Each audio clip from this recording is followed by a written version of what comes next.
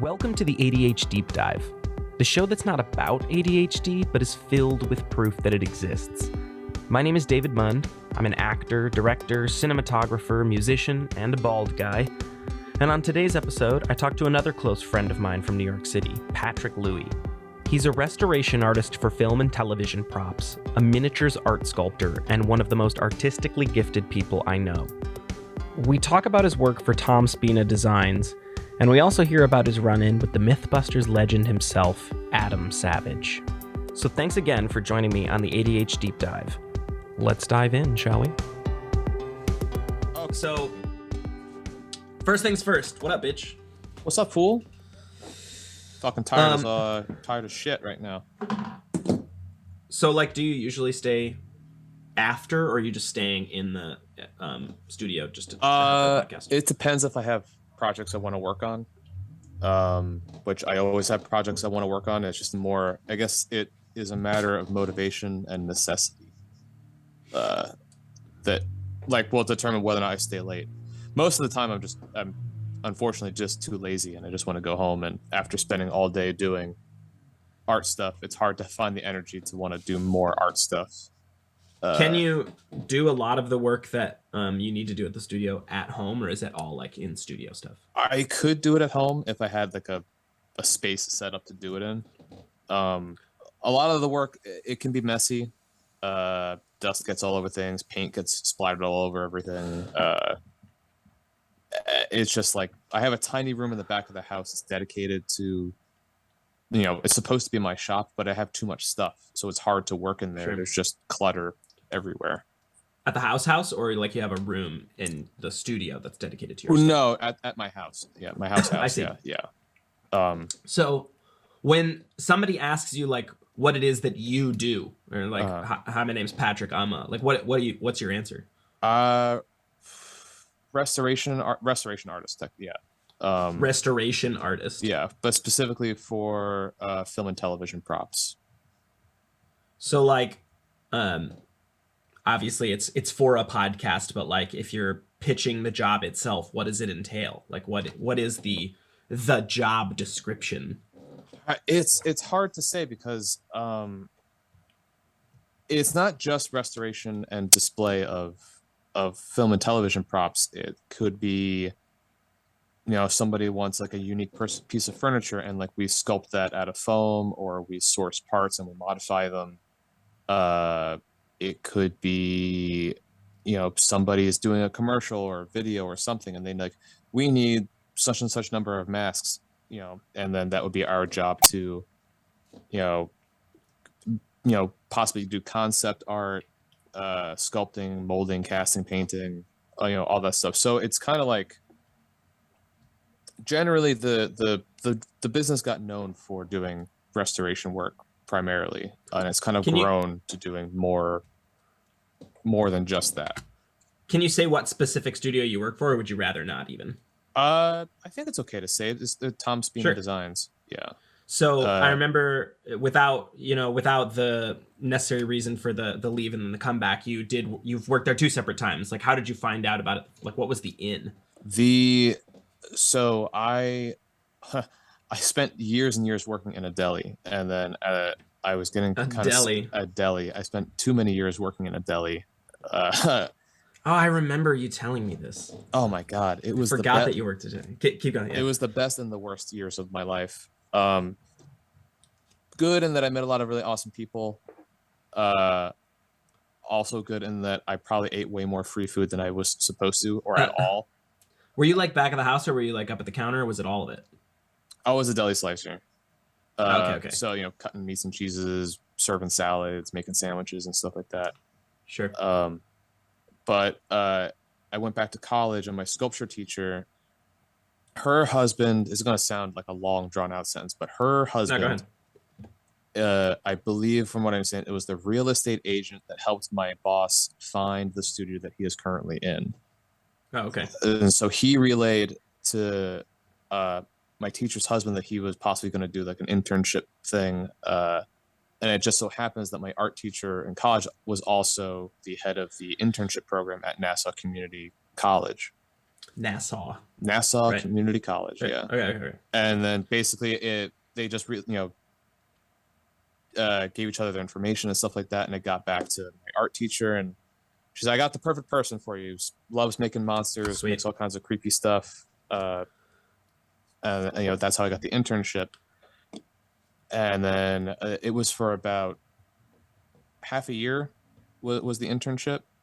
So before you move on to the full-time side of it, like, what was like a portfolio piece that he would have had to look at to be like, oh, this is a good fit? I did not have a portfolio. Well, not a portfolio, but he had to have seen pieces of your work, correct? Well, so originally it was like word of mouth. She just, she mentioned that she had a student who would be good for the internship, and I got an interview. I almost missed it because I don't check my email, but I got there just in time. And well, it is an AOL email, so you are a bit behind on the times. Hey, look, man, I'm gonna hold on to that till the day that I die, or they just fucking get rid of it. But it could at some point just get dissolved and turned into a different email. Like, you'll still be the same forename, but you'll be at Gmail or something. But I'll be so sad. AOL. I'll be so sad. Be so sad. No, but I ran out of class, ran over to Tom's studio, and I'm like, I'm covered in fucking clay. I've got dirt in my nails. Like, I look like I look super gross. And he's like, you fit the part. Yeah, I look more or less how I look now. But I didn't have a portfolio. All I had was my shitty flip phone with some like grainy photos of stuff that I had done on it. I don't know if he like had mercy on me or he liked the enthusiasm I had. But do you know what some of those things were? Oh, I have no idea. Just from memory. I think it was probably some like crappy makeup I did, like working in haunted houses and like costumes and stuff. At that point, I didn't have a lot catalog that I could show off. I'm to this day, I'm terrible at cataloging stuff that I make. It's just there's so many pieces out there in the world that I just have no record of anymore, which is a kind of a super bummer. A theme, at least so far, with some of the creative people I've talked to, is imposter syndrome. Was there any of that when you first got in, or were you like confident enough that like I'm good at what I do? When I interviewed, yeah. Or were there nerves? Did you know much about him and what he does? All I knew was that he worked in restoring props, and I had no experience in that whatsoever at that point. At the time, I was like toying around with the idea of like maybe getting into effects makeup. Never really heavily pursued that. So when I showed up there, I was a little nervous. Sure. But I was kind of calm. I was just really excited. You're what? 20, 21 at this point? Oh, this was like 11 years ago. So I was 25 years old when I started. I guess you're old as shit, bro. Fuck you, bitch. Maybe 10 minus the 1 year gap where I wasn't here, but yeah, so roughly 10, 11 years I've been working for him. Do you feel like there's been not a seniority thing that you go in, but like, do you feel equipped anytime a project comes in now, or is there still like, oh shit, we got to do this stress challenges? Today I'm pretty confident that whatever project comes in, if I can't handle it, there's someone in the studio who could do it. But at this point too, it's kind of like there's enough people in the studio where each person kind of has like a specialty, a thing that they excel in. I was going to ask that. So like if I'll do restoration on a project, I'm patching stuff on it and it needs repainting. My friend at the studio, Melissa, is an amazing paint matcher. I'll sometimes like, instead of taking time to paint match the thing I just finished, I'll pass it off to her and she'll handle it, and then I'll move on to something else. Like there's always going to be projects that cause an immense amount of stress, but so far there hasn't been anything that's come in that we couldn't handle. We'll get into a little bit more about the specific elements of like some of the things that you have to do for specific projects. Yeah. But to kind of bring it back to like your introduction of yourself, when you introduce yourself as a I guess say it again. It's a restored or a prop. You work in prop restoration, or what's the title? Yeah, like film and television prop restoration. It's artist. A long title. Yeah, but that's the good way of saying right off the bat like what it is that I normally do. Sure. I guess So my question is more, obviously that's what you do, that's where the income comes from. But like if you had to identify yourself as a if you had a personal specialty, not just for the shop, like if what's that ideal title? Like I'm a well, I don't know that there's really like a title. Like my specialty would probably be like aging and weathering pieces. What's that mean? So basically, like, let's say, I mean, just for argument's sake, like, there's like this utility knife, and someone's like, I need this to look like it's 50, 60 years old, and it's been left out in the elements for years. Oh, sweet. My job would be to basically take this and, damage it, repaint it, do whatever I have to make this thing look the part. Like that's what like aging and weathering is. It's like taking something and making it look weather worn, depending on like what the circumstances require. But now, like, is that just something that you got good at, or was that like that you happened to get good at, or was that something that you kind of pursued a little bit? I think it's something that I've always had an interest in, and I kind of fell into it. At a point, there was only a handful of artists here at the studio, so a lot of projects, they weren't as spread out. They were just kind of reliant on like a handful of people. So I kind of just spent a lot of time trying and getting better and getting better, and like the better I got, the more I love doing it. It's become like my absolute favorite thing to do, is to age and weather pieces. I mean, it's the best. I've always had an interest in that kind of stuff. So when I was talking to George, obviously we talked a lot about what it is that he does, so the property management, and then there was that gap between the professional side and the creative side. Right. Where is that gap for you? Like you get to do this specific type of work at the studio, right, but the stuff that you really like to do is only stuff that you can do at home. What is that stuff? The stuff I can only do at home. Maybe not only do at home, but like, what is the thing that, how do I want to ask it? Basically just like, what is your passion creatively outside of the professional stuff? It's hard to pin down. It's a lot of Sure. stuff. Right. I mean, it'd be hard. It's like asking somebody who's like, whose whole life is watching movies, like, what's your favorite movie? Like, it's almost an impossible question to answer. Like, this is why the clip that you're referencing, when I said jack of all trades, master of none, this was that exact conversation. Oh, was it? Because I asked George, like, what is it specifically that you want to do? And he's like, sketch artist, screenwriting, all this type of stuff. Right. Like, okay, well, so I can narrow it down a little bit. Like with my current like urge to want to do is, I really love miniatures a lot. Miniatures. And it's more of like that was coming. More of like a recent interest, but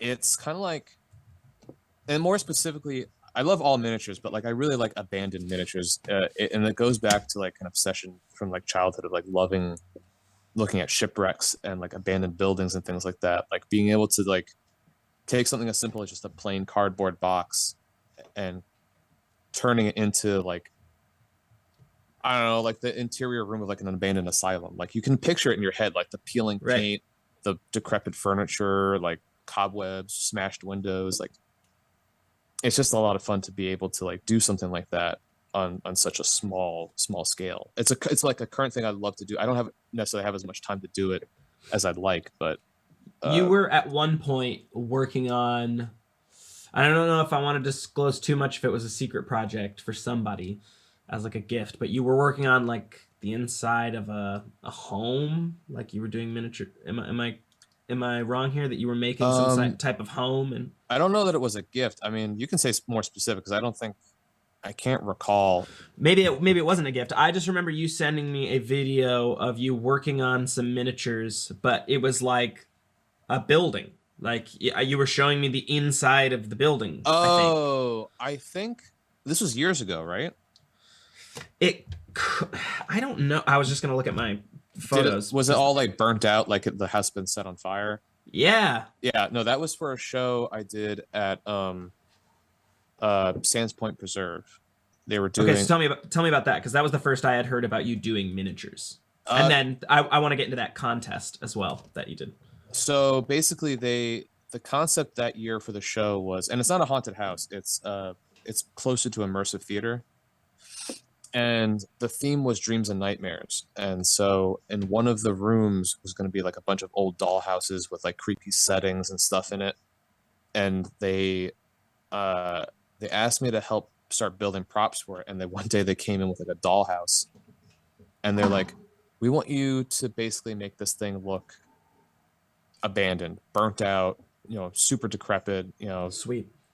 And it was a blast, because literally all I did was I was given like a box of furniture, the dollhouse, and I just went out behind the building and I literally set the thing on fire. Sweet. Like, that fits into the aging and weathering that you do, then. Yeah, but it's like you say that to like a kid, you're like, "Oh man, like I weathered this by setting the fucking thing on fire." Yeah. But it's like, I'm sitting there setting on fire, but I also had like a spray bottle of water. I had like a brush. I had like tools with me to like control it, kind of thing. Yeah.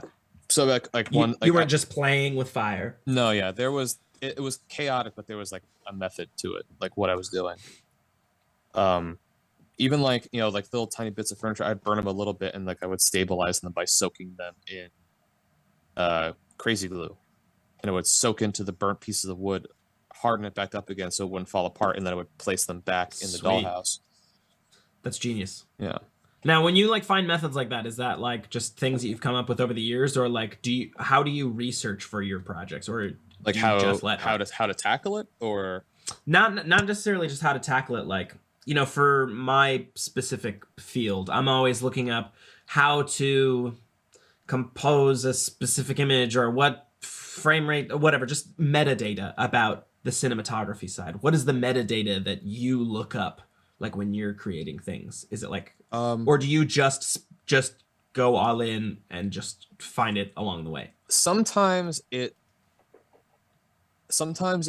can work out where you just kind of dive headfirst into a project without preparing for it.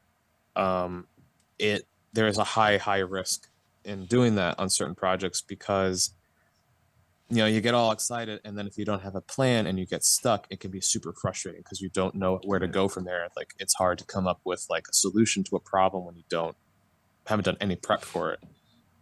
So I guess a more pointed question, like, there are specific YouTube channels that I go to learn about film and cinematography and storytelling. Boy, I go to, what are the resources that you use? I mean, honestly, Pinterest, just simple Google searches. I mean, a lot of times it's like, more recently it's been a lot of creepy dead things, basically, for some shows and just personal projects. So it's like looking up mummies, skulls, different patinas, like how they age if they've been sitting out in the elements for too long. It's just a lot of what I do is more not necessarily looking up methods, but looking up just tons and tons of reference images. Is there a lot of mood boards in your field? Not so much. It helps that, like, so if we're doing like a likeness sculpt, we'll have a big board with just tons of pictures on it from as many angles as possible. But usually we'll have like a handful of reference images for whatever we're working on. I don't typically print them out. I'll kind of like look them up on my phone or the computer, and then just go off of the inspiration of that instead of having like a physical copy. Right. Yeah. So where did this miniatures contest come into play? I wish I had, maybe I can have you send me a picture. Here, I'm going to write a little note. You talk about the little mouse dude? Yeah, I want to know. I want you to kind of talk about that contest. How'd you hear about it, and what? Just tell me a little bit about it. My friend Maria, who I used to work with, she had found, I think she told me about it. It's this company called White Cell, and they sell these little like 3 or 4 inch little figures, and they're just blank generic human forms. And the contest was basically to take one of those forms and modify it. And I forget what the theme of that year was. I don't remember. It doesn't really matter. Yeah, but it was. I'm trying to remember, because I remember some of the specifics. Like the people it you was competed post-apocalyptic. against. That's what the theme was. Post-apocalyptic. Post-apocalyptic Okay. was the theme. And you could just do whatever you want as long as it pertained to that theme. I think mine kind of deviated from that a little bit because it was a little medieval knight standing on a skull. But that was cool. It was like when but it was your theme was like when the rats or the mice like take over, essentially. Yeah, they've become like little sentient creatures, and they're just kind of like, become more humanoid, so they've armored up, and there's kind of like what's left. When you are, this is why I guess I asked about mood boards as well. Like when you found out about the contest, how did you start developing an idea for what was your approach? Oh, tons and tons of procrastination. Oh, great. Yeah. Relatable.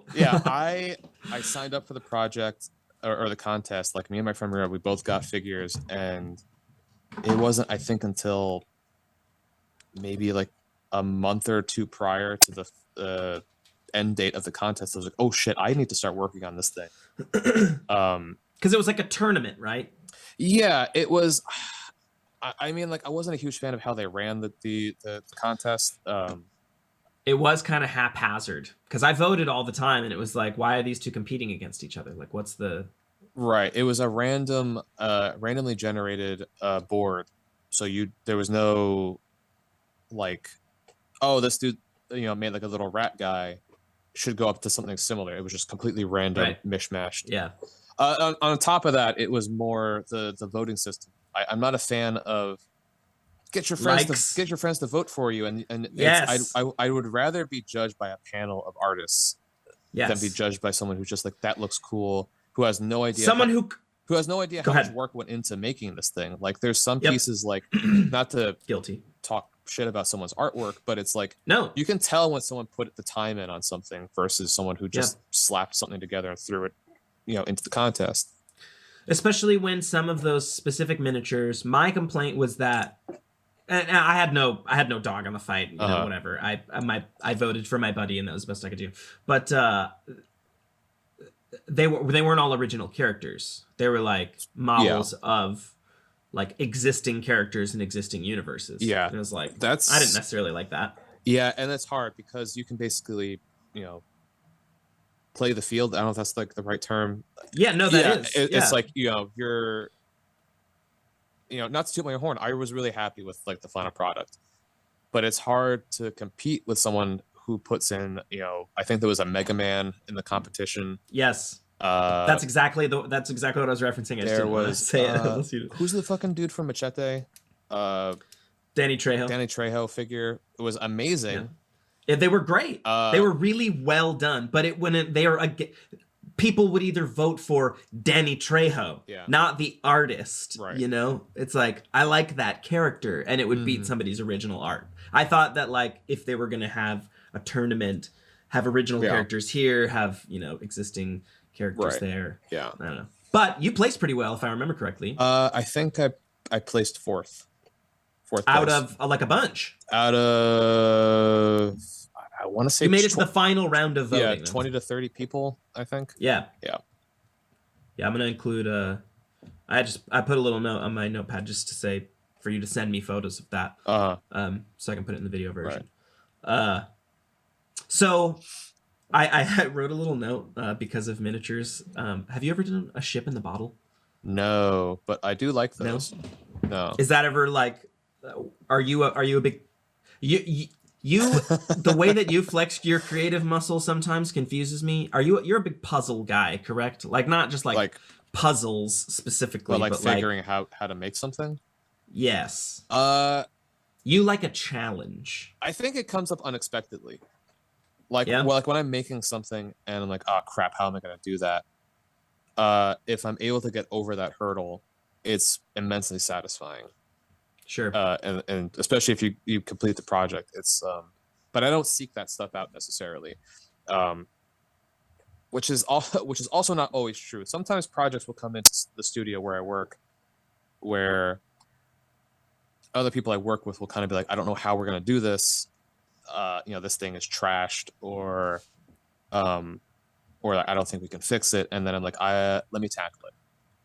Like, because if I can do it, it's just a really great feeling being able to like rescue something or reassemble something someone thought that it could not be fixed.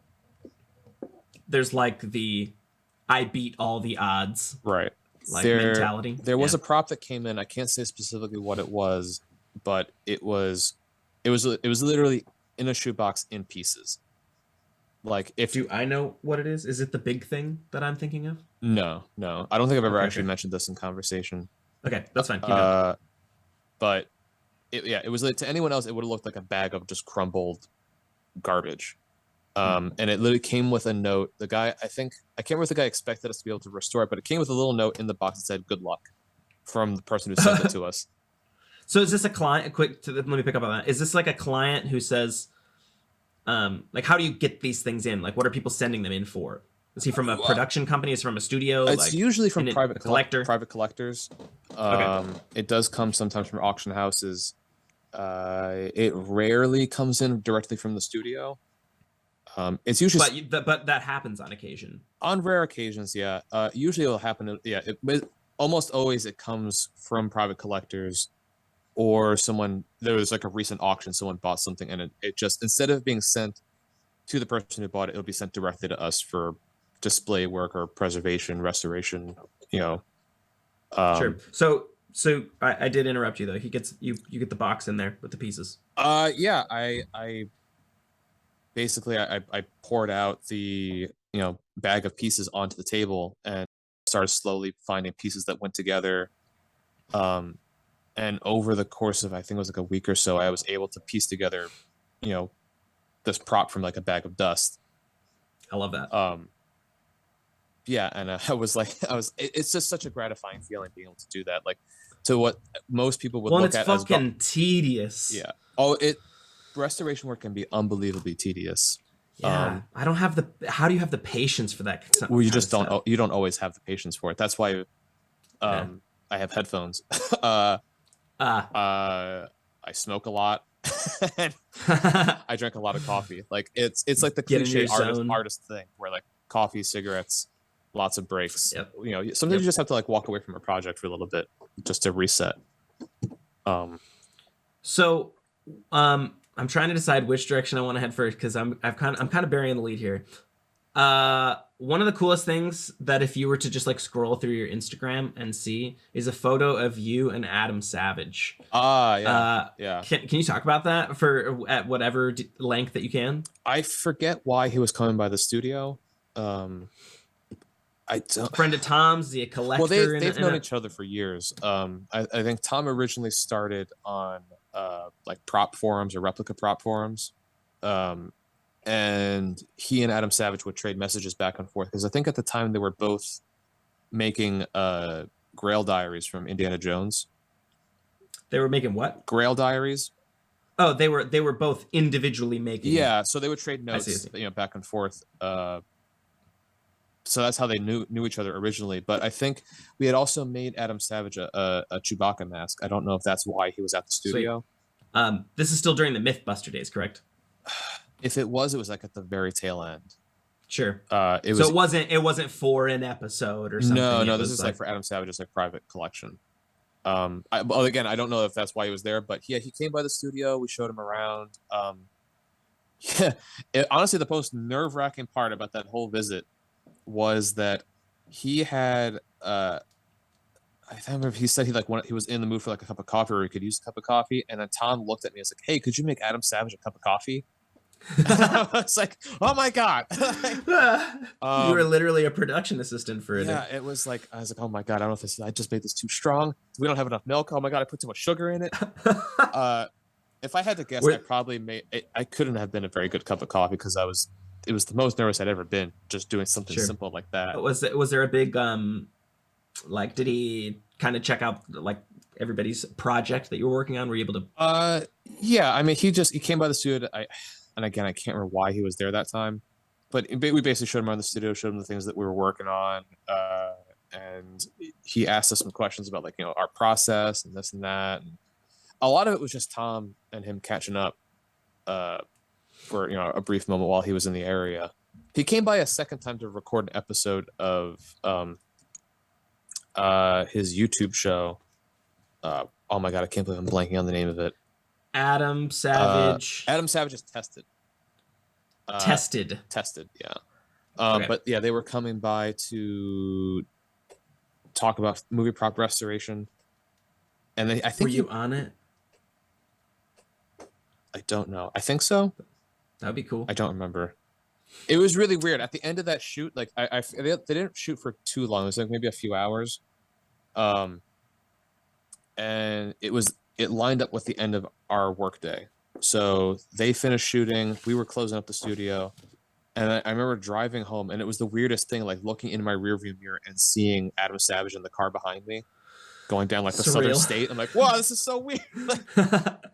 I was like, wouldn't it be fucking hilarious if Adam Savage like rear-ended me right now? Like that kind of story I could tell, like just like shit like that.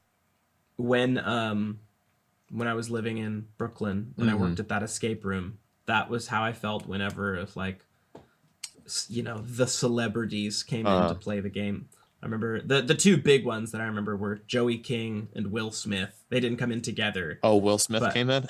Yeah, and it was like him and I want to say probably 10 other people. So they went into two groups, whatever, 6 and 5, and they played all the games as different groups. Right. And they just kind of shuffled through. But like, yeah, I'm like on the walkie-talkie giving them clues.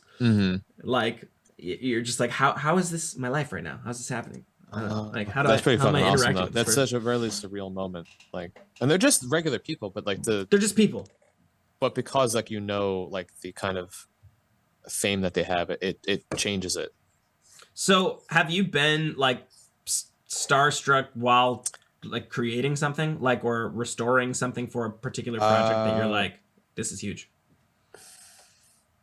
The first time that ever happened was also like one of the most difficult restoration jobs I ever did was Kevin Eastman is one of the co-creators of the Ninja Turtles.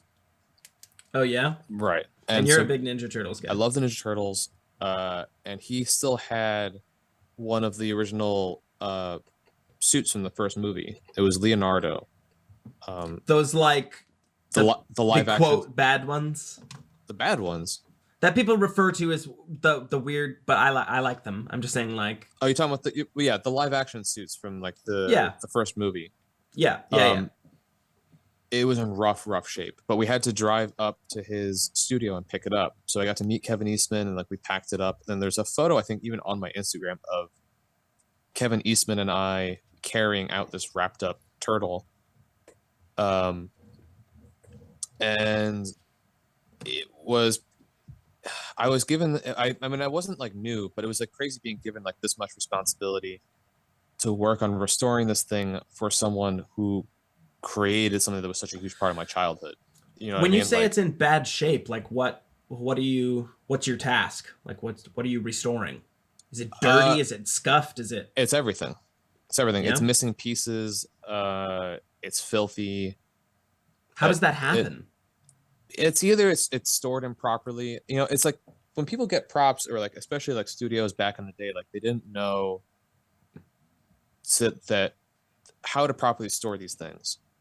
You know, we know more about it today. Like UV light is terrible for like latex and foam latex and things like that. Oh, really? It will destroy a prop. Fluctuations in temperature, like if it's too hot or if it's too cold, it could have really awful effects on a piece.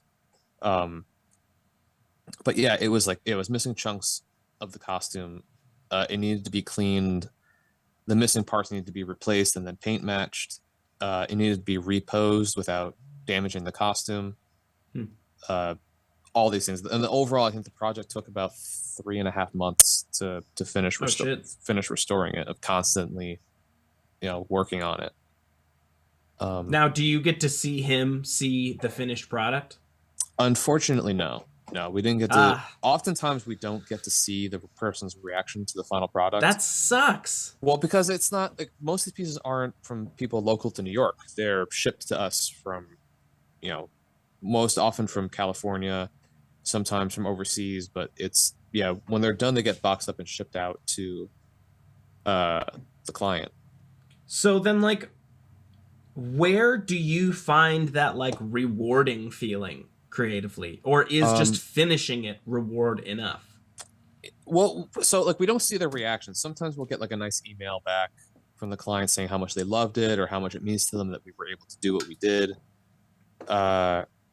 Sometimes it's just a matter of just like having finished a product or a project, and knowing that it's done and you can move on to something else. Especially if the job is like super tedious and annoying, for lack of a better term. It can be nice to just know that you don't have to do that anymore and start new. So, well, go ahead. Sorry. No, I mean that's really about it. You know, it's also like, you know, when Tom sees something and he knows you did a good job, or like, you know, other people that you work with, you know, see the you know progress being made or how good the project's turning out, can, you know, help boost you and, you know, push you, keep you pushing forward to the end of the project. So because you're a creative, naturally, I imagine there are creative lulls for you, all like the time. Where there's just nothing that is inspiring you particularly, or like you're just in an emotional state. What does that look like for you? Like when you aren't doing anything, where's the stress come from? Like, is it more, where am I going to get my income, or where am I going to get my dopamine? It happens most often, like, this also goes back to what we were talking about earlier about not necessarily having a plan for a project. If sometimes I'll stay late at the studio to work on personal projects, like, you know, but sometimes I just want to do it to just work on something. It happens most when I don't have something specific to work on. And then I'm just kind of like, the end of the day comes, I'm alone in the shop, and then I'm like, what do I do? I don't know what to work on. I have tons of projects that I could work on, but it's like trying to sort through them and figure out, like, I want to work on this, but I don't have the parts for that. I'm like, I want to work on that, but like, I can't do that right now. Like, there's either like circumstances that get in the way, or I just don't know or remember that, I could work on that thing and that will be enough. You know, that's when it happens the most. Otherwise, I kind of just want to, I just don't really think about it as much. Now, I don't mean this, and I hope, I mean, feel free to talk about it at length, but like, I don't mean this in a slanderous way towards the company that you work for, but is there ever a personal resentment that you're working, that your specific art is not yours, that it's like it's a studio is being like, contracted? You mean like if we work on a thing and I don't have ownership over the finished product, you mean? Like, not necessarily ownership, but like, do you feel that you need some sort of personal like, do you seek, where, I don't know how I want to ask it, because I'm trying not to project, because I'm very vain. I seek validation in every single every piece of art that I pursue. Like, do you feel that with what you do, or are you just like happy to be doing it? I'm mostly just happy to be doing it. It really depends on the project. I'm like terrible at getting compliments and like people praising me if people like what I do. Yeah. I'd rather be like a fly in the wall and watch people look at something I've done and see if they like it then. Like, being in the spotlight, I fucking hate it. I hate it so much. Interesting. I don't necessarily need someone to approve or love what I do, but it also doesn't hurt, you know. Like, sure. I don't actively pursue it, you know. There's tons of things I've built and made where it wasn't for a specific reason. I just was doing it for fun. And if people like it, and if not, whatever. You know, it's not necessary. Do you feel like, now how are you with criticism of your work, your art specifically? As long as it's constructive. It's like probably something a lot of people say, but, you know, some people can be real assholes about, you know, critiquing someone's work. And it's good to always be like upfront and honest about your feelings on a piece, but to like, there's some people who just like pick pieces apart. Have you experienced that personally? Like, have you experienced someone pick apart a piece that you made, whether it's for work or just personally, that like you were like, I thought it was pretty good? Not that I can recall. There's only like one memory that's coming to mind, and it wasn't even really all that bad. So like in sculpture class, we had to do a project.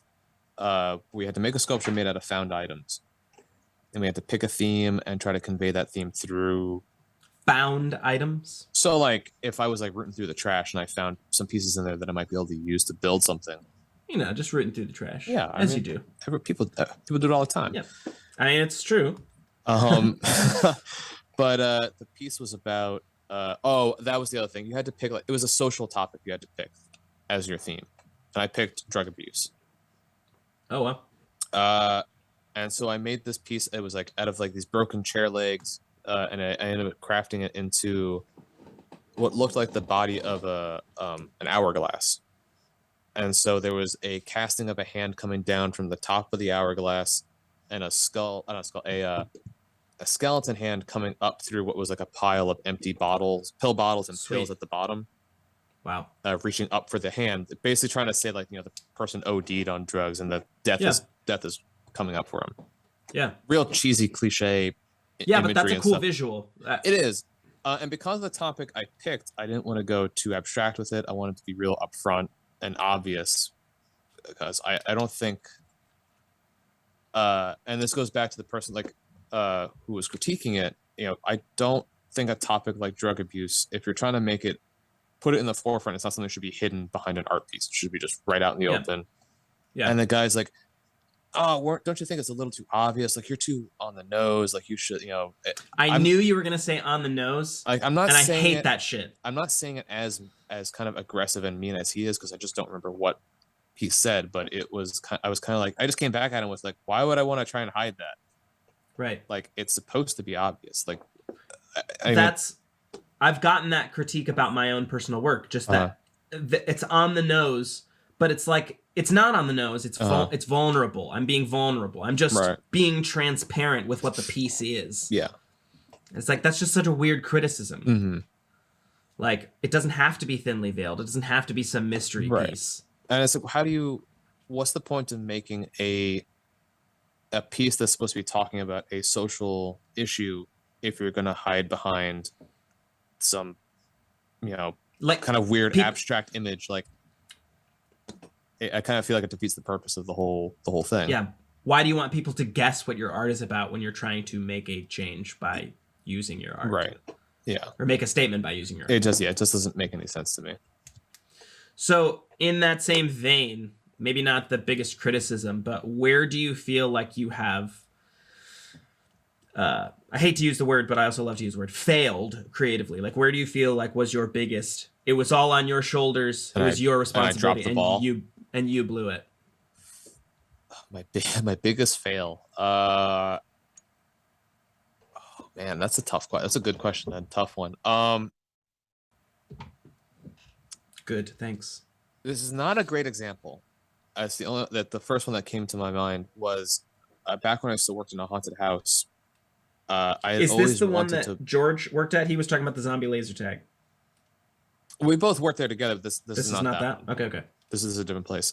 I'd always wanted to design and decorate my own room, and one year I was finally given the opportunity to, and I had come up with this concept of having like hands and arms and legs coming out of the walls of the room. And working here at Tom's, we often have just tons and tons of spare mannequin parts, and at the time we had just this big black garbage bag full of mannequin hands that we weren't using. And so my plan was to basically take these mannequin hands and make it look like they were bursting through the wall into the room. And I just couldn't fucking figure out how to mount them, how to secure them, how to like paint the room to make it look like they were really bursting through the wall or coming through. And like, if you went through, thankfully only a couple fell, but like if you were to go through as a guest and just put your hand on the wall and just swipe down the wall, you just knocked down all the hands. That bad? No one ever told me this specifically, but I think the room was dimly lit just to cover up how shitty the room looked. Yikes. And it was like the one like low point, like going through the haunt, like, oh, it's really cool. It's really cool. I'm like, what the fuck happened here? And then on to the next room, kind of like, Is there anything like so go ahead, sorry. No, I mean, I can't. I'm having trouble thinking of like a specific time when a project like was an epic failure. So maybe instead of an epic failure, like something that you took a big creative risk on that like flopped. It was just like I put a lot of stakes emotionally into this project, and then I either didn't finish it, or it just wasn't good enough to put out, or. Because I imagine there's plenty of projects in your past that have never seen the light of day. Whether this is a sketch, or there's tons of sketches and like half finished sculptures and pieces that have never been finished, and no one will ever see them. Yeah. I can't really think of one that was like that went so badly. I mean, I've done like art shows where like I've made large pieces because like I know it's like not helpful or not what's the word I know people don't have the room for large pieces, but I love making big pieces. Yeah.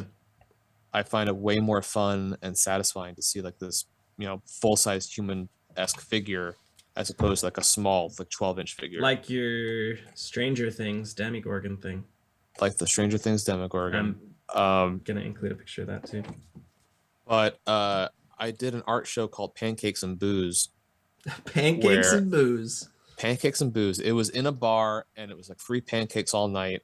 And not free drinks, but there was a bar that you could get drinks. And I made a full-size figure of my haunt costume.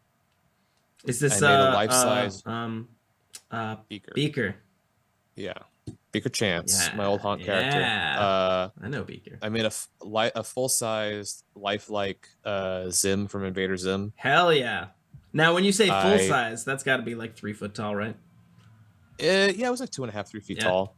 In fact, my friend Maria has it now. I think it sits in front of her dad's, like near her dad's fireplace. Sweet. Like in his man cave or something like that. My favorite piece, probably the most bizarre one, was like I found this antique baby doll, not just a baby. Just like a mummified baby. Yeah. I found an antique baby doll, and I made it look like this really creepy obese baby. Like it had just a giant belly and fat rolls. What? But it had, I inadvertently gave it this pose, like it's like saying "come at me." I was really proud of those pieces, and I put them on display at the show. And like, no, I thought at the time that they were pretty reasonably priced, but no one showed any interest in wanting to purchase them. So it was like, that was kind of annoying and. But it's interesting that you say that it was like individual like sales that you're individual pieces you were trying to sell, because I was actually thinking about that today with I want to print some of the better photos that I've taken and put them on canvases and see if I can sell the canvases. But inherently buying a canvas of an original art has to be expensive because you have to pay for the price of the canvas itself, unless I have the ability to print, but which I don't. So it's like minimum I'd have to sell a canvas for like $30 to $40 just to break even. That's not, I mean, $34 for a canvas print doesn't sound unreasonable though. It's not unreasonable unless you have crippling imposter syndrome, where you're like, I can't even make this purchase, this investment in myself, because I'm afraid that I'm going to set up my table or put them on display online, and they're just going to sit there, and nobody's going to buy them. And I took this gamble on myself creatively, financially, and then it just wasted the money. I mean, there's always that cliche saying, like, what is life without risk? Yeah. It's like, ultimately, would you rather look back on, like, oh, that could have been really successful, and regret not ever trying, or try it and, give it a shot? Like, yep. At this particular point in the podcast, my computer crashed and my camera died at the same time. Just a few small problems. No worries. Back to the show. Sinking. That whole time, nothing happened. There was no technical difficulties. There were so many technical difficulties. What's the paint on your finger from? I was painting a birdhouse. Painting a birdhouse? Is this creative or a personal project? Caitlin, did you ever see the movie Midsommar? Yeah, and it was so good. Do you remember the yellow pyramid house or triangle house That the bear person dude got put in. I was is that trying the one not to that is that the spoil one? it, but Whatever. It's been yeah, out long enough. yeah, People fuck should have it, seen fuck it it. by now. Whatever. If that's the one that set on fire, whatever. But that's we saw a birdhouse at Michael's the other day, Caitlin and I, and she saw the birdhouse like, oh, that'd be awesome if you painted it up to look like Midsummer. And so we bought 2 of them. We're gonna keep one and then give the other one as a gift. Are you going to also make her a giant floral dress and watch her watch it be lit on fire? We're quickly running out of room to display stuff at the house. So Oh yeah. Yeah, too many oddities and antiques lying about. So in the final, I guess, segment of this, there's been a theme so far, I guess, that I've asked the biggest fail thing, but like when I led with like what it is that you do, is that where you saw yourself in any way? I know that's a cliche question, but like, nobody can ever see where they're going. But I just mean, is this fulfilling creatively? And you don't necessarily need to slander Tom or the studio itself, but like, is this field fulfilling, or is there something that you still aspire to be differently than this? I mean, I think every artist ideally would love to just have the freedom to make their own stuff. Yeah. It's just sometimes not always doable. But not every project that I'm happy creatively here, but not every project satisfies that urge to be creative. You know, there have been times where I've been given a project and the only instruction I was given was just like, make it look cool. And I'm like, awesome. I love that. It doesn't always happen though. Sometimes people have very specific needs for the work that they want done. And you just kind of have to power through it. But yeah, generally I am happy with what I get to do here. If you in the fully ideal world, because you said that you're a restoration artist for film and television would you like to make things for new projects, or do you like the restoration side more? Like, you mean make things for new projects as like make things for film? Yeah. Or no? No. Well, here's the thing. If a movie came to me and said like, we want you to make I don't know, a mask, for example, let me make it even more or less broad. Okay. Our idea for a monster movie, where you were going to possibly make the costume. You froze for a second. Yeah, sorry, you froze too. You froze too. I heard all that. So if our idea for a monster movie and you were going to make the monster costume, like, is that the type of stuff that draws to you, or no? Is that just because it's a buddy's project? That's different because, like, obviously you and I are friends. George will be working with us. And, like, working with a group of friends on a project like that sounds awesome. On big budget productions and stuff like that, I would be more inclined to make something for the production if it meant like I could just make it, ship it out to the production, and like I don't need to be on set for it. I don't know what it is. I don't have an urge to be on set during production. That's more like one of those things where like I'd be happy just sending it off, doing my part, and then seeing what the finished product looks like after all is said and done. But that's kind of what I'm asking. Like, you would be interested in making things for film and television projects. For production, I don't necessarily. Yeah, but that's the only stipulation, though. It's to not have to be on set, kind of thing, or deal with like the stress of being on set, and that I'd make it, send it off, my part's done. So, kind of thing. I guess final point. On the flip side of you, or me asking you about your biggest like failure, what is the biggest risk that you took creatively that paid off? That, like, whether it was beating a deadline either, or just something that like it felt like it was about to fall apart, and then you saved it and it was big for you. I don't know if I'm being too broad, but is probably one of my favorite restorations that I've done here. It was for a horror movie called Creepshow. I don't know if you've ever seen it, but it's like an anthology. It's like a series of short horror movies grouped together.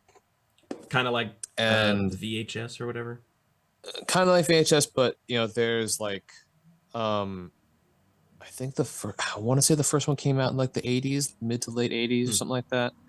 But there was kind of like this mascot in the opening scenes and stuff like that called Raoul.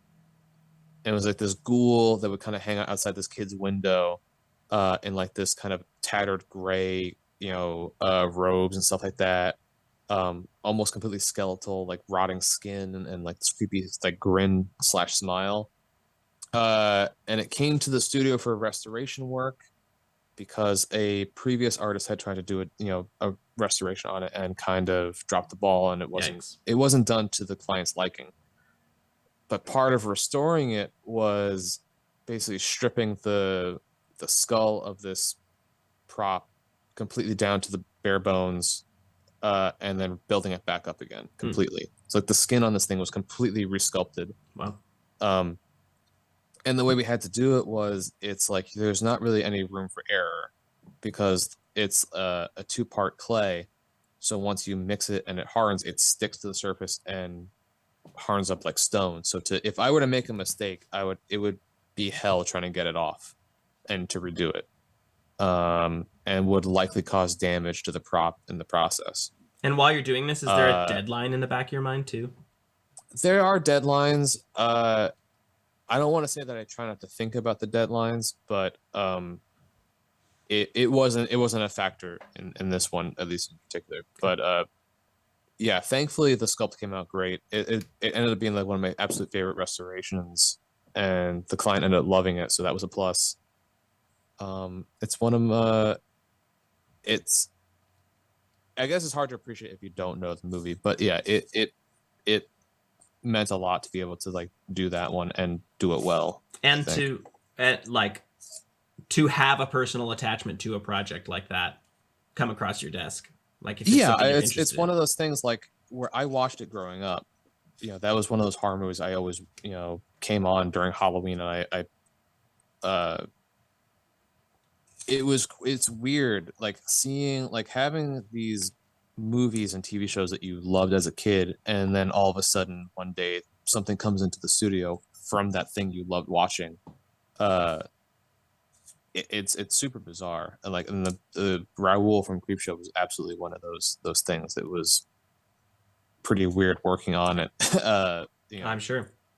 Yeah. In I guess that same vein, it wasn't a project that I had a personal attachment to, but do you remember the little zombie thing that I did when I first got out to New York, that acting gig that I had? Yeah, it was like you were like a hiker running through the woods at night. Yep. Yeah. I went through that whole thing. It was like a 15-hour shoot or something like that. No, it wasn't even that long. It was a long night, but anyways, got to meet the director. His name's Mark Chang, and I had like a cool time with him. And then it wasn't until after that we wrapped that I found out that he was one of the cinematographers for a lot of Nickelodeon's early live work. So like the All Pats and all that. Yeah. Oh, really? And I was like, hold on, wait. Like I was this close. Like you don't feel starstruck, but you're like, now that I have a personal emotional attachment to you or this art, it's like totally different for me. Yeah, it's weird. I've met a couple of celebrities too in working for Tom, but it's like I'm too awkward and weird socially, where like we did was it for College Humor or for YouTube, where like Weird Al was on set. Oh, I have a picture of me standing next to Weird Al. Yeah, I'm gonna put that as well. But like I would, if it was just like a one-on-one conversation, I would have had no idea what to fucking say except for like, I'm a big fan of your work. Like, all right. Patton Oswalt was on set for a shoot that we did. What? And like, I love the stuff he does, but like I would have had no idea what to say to him if like so I didn't even walk up to him. Granted, he had like a hard out, like it was like he was in, he filmed his shit, and he was done. Sure. He was back out the door, off to do something else. Even if there was time to talk to him, I would have had no idea what to tell him or how to start a conversation. When you say that you like run into them on set, like, are you doing like actual film and television productions through Tom Spina as well, like on set? Well, no. So like this is another one of those instances, kind of like the Super Bowl commercial, where we got contacted to provide masks and costumes for a Star Wars themed shoot. I see. And that's where I bumped into all these people. It's always Star Wars. It always comes back to Star Wars. Sure. Yeah. Okay.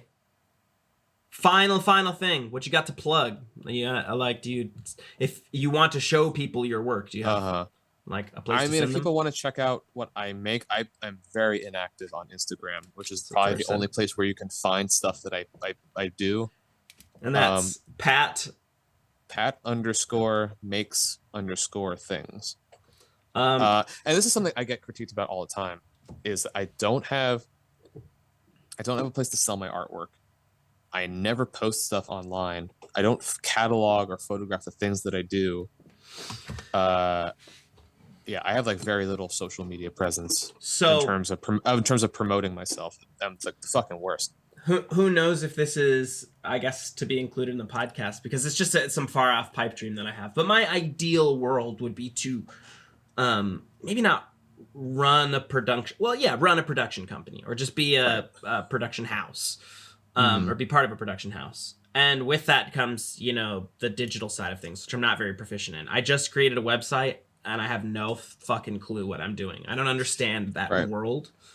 But at some point I would like to have like people in the digital space to like sell products and like contact advertisers and whatever. And through that, I want to be able to like help artists sell their art, like be a hub for selling art.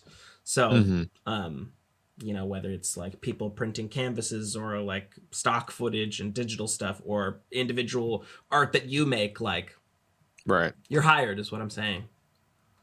I'll be awesome. Yeah, because as of yet, I have not gone out and tried to sell something I've made. The biggest thing that you're going to hear from a lot of people is just make a website. That's the first but.